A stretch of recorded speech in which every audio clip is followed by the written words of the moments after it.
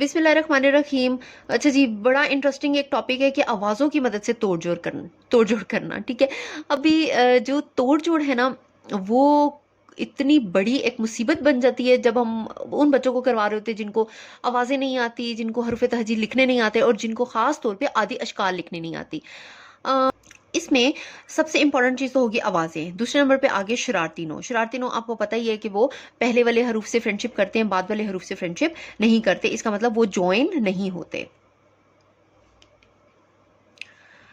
अच्छा, अभी जब मैं आपको अल्फाज बना के बताऊंगी तो आपको बहुत अच्छा समझ आएगा।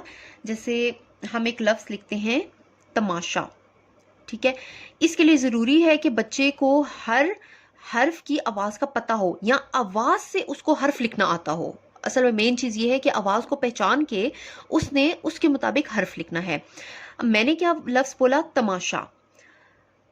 इसके तोड़ लिखते हैं। त म आ। मुसव्वता है ना, दरमियान में आ रहा है तो आ साउंड मेक करेगा। श श आ। तमाशा। शुरू में खुद करके दिखाएं, बाद में बच्चा खुद करेगा प्रैक्टिस। कैसे लिखा तमाशा? त म आ श आ, तमाशा। तोड़ लिखने के बाद बच्चे से कहना है कि जहां पे शरारती नो है वहां पे पार्टीशन बनाओ, वहां पे लाइन बनाओ। शरारती नो कहां पे है? अलिफ। पार्टीशन बना ली मैंने। आखिर वाले जो आखिर में अगर कोई शरारती नो आ जाए तो उसको स्किप कर दें, क्योंकि आखिर में तो वैसे भी लफ्ज टूट ही रहा होता है। अब मैंने जब ये इसको ब्रेक किया, लफ्ज को मैंने ब्रेक किया, इसका मतलब ये है कि इधर वाले सारे जो लेटर्स हैं, सारे जो हरूफ हैं, उनको मैंने ज्वाइन करना है, उधर वाले सारे हरूफ को मैंने ज्वाइन करना है। अब देखें, अगले स्टेप में बच्चे को आदि अशकाल भी आनी चाहिए। आदि अशकाल की भी मेरी वीडियो है, आप उसका डिस्क्रिप्शन में लिंक चेक कीजिएगा। तमाशा कैसे लिखेंगे? त की आदि शक्ल, म की आदि शक्ल, आ। क्योंकि अलिफ पे ब्रेक आ रहा है, अलिफ की पूरी शक्ल आएगी। अलिफ की वैसे भी आधी शक्ल नहीं होती, लेकिन यह है कि अलिफ पे हमारा लफ्ज टूट रहा है। तमा शा, ये वाले दोनों। अब देखें, बच्चे जब लफ्ज लिखते हैं ना, वो बाज औकात सारे के सारे हरूफ को ज्वाइन कर देते हैं, बाज औकात सबको तोड़ देते हैं। तो कितना बेहतरीन तरीका है, स्टेप बाय स्टेप चल रहे हैं ना। जब स्टेप बाय स्टेप बच्चे को सिखाएंगे वो कभी भी कंफ्यूज नहीं होगा। अगला देखते हैं, जरूरी। ज, इसमें बच्चा कंफ्यूज हो सकता है कि जे लिखना है, जाल लिखना है या जौद लिखना है। तो ज, र, ऊ। वाव का साउंड ऊ भी होता है ना, जब उस पर पेश आ जाए तो ऊ साउंड भी होता है। ऊ, र, ई क्या था? मैंने बताया था ये मुसव्वता है। जब भी लफ्ज के दरमियान में या आखिर में आएगा तो ई साउंड बनाएगा। जरूरी। सारे तोड़ लिख लिए बच्चे ने। शरारती नो कौन कौन से हैं उसको ब्रेक करो, लफ्ज को ब्रेक करो।